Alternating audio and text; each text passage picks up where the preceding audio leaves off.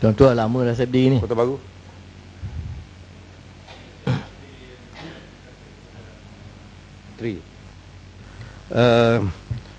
Saya melihat bahawa kenaikan ataupun kedudukan jenayah, sama ada jenayah indeks ataupun bukan indeks dalam negara kita ini, salah satu daripada aspek yang menyumbang ke arah ini adalah kerana penjenayah yang menjalani hukuman kemudian mengulangi kegiatan jenayah mereka.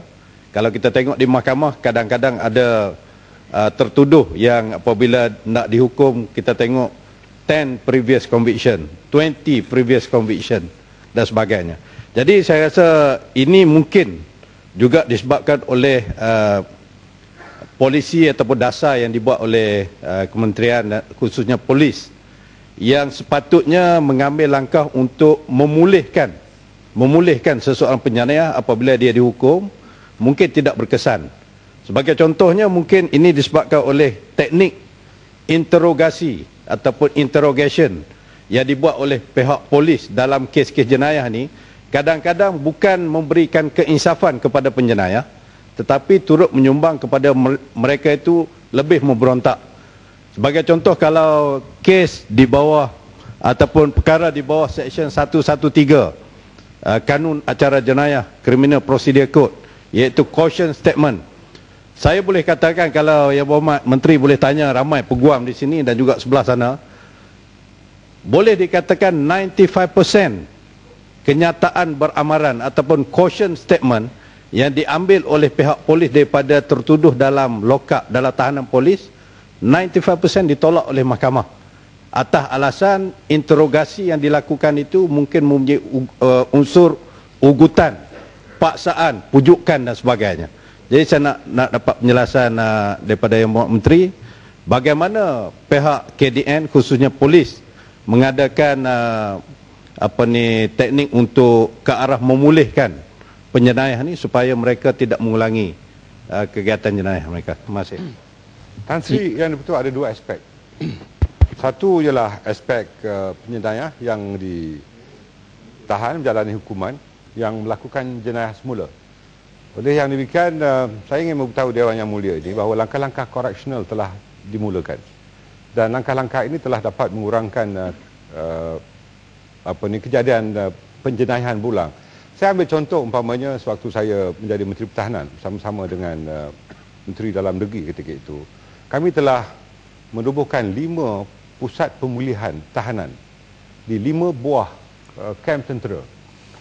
Dan kita mengambil 2 kategori OKT ni, orang yang kena tahan ini, ya, banduan-banduan ni yang kita panggil sebagai inmate. Satu, mereka yang mempunyai baki tahanannya kurang daripada 3 tahun. Yang kedua, mereka yang dihukum kurang daripada 3 tahun. Dan langkah-langkah koreksional inilah menyebabkan mereka yang keluar dalam masyarakat 100% tidak mengulangi kesalahan mereka dan tidak masuk ke penjara. Ini langkah yang pertama.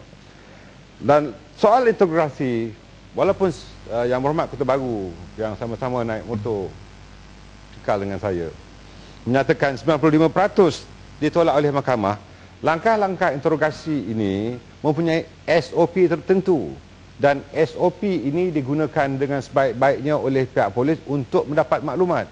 Yang Berhormat perlu sedar bahawa mereka yang disyaki melakukan kesalahan itu mempunyai rekod sebelum itu atau telah diikuti sekian lama oleh pihak polis, ASJ khususnya, atau mereka ditangkap di depan halayak atau di depan pihak polis sendiri. Oleh sebab itu, apabila mereka ditahan, pengakuan tidak diperoleh daripada mereka. Oleh sebab itu, jangan hanya melihat dalam aspek undang-undang saja. Yang Berhormat, klarifikasi sedikit. Lihat dari segi aspek bagaimana masyarakat harus diberikan keutamaan untuk dipertahankan, bukan mempertahankan jenayah.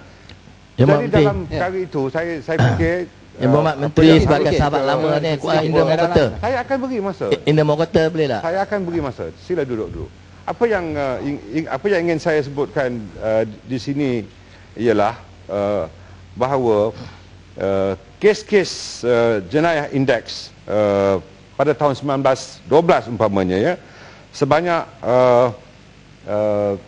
yang telah saya sebutkan tadi memperlihatkan bahawa kes-kes berkenaan didakwa dan mana-mana kes yang mempunyai pembuktian yang diperolehi daripada interrogation process tadi dengan izin telah dapat berjaya diselesaikan. Sila.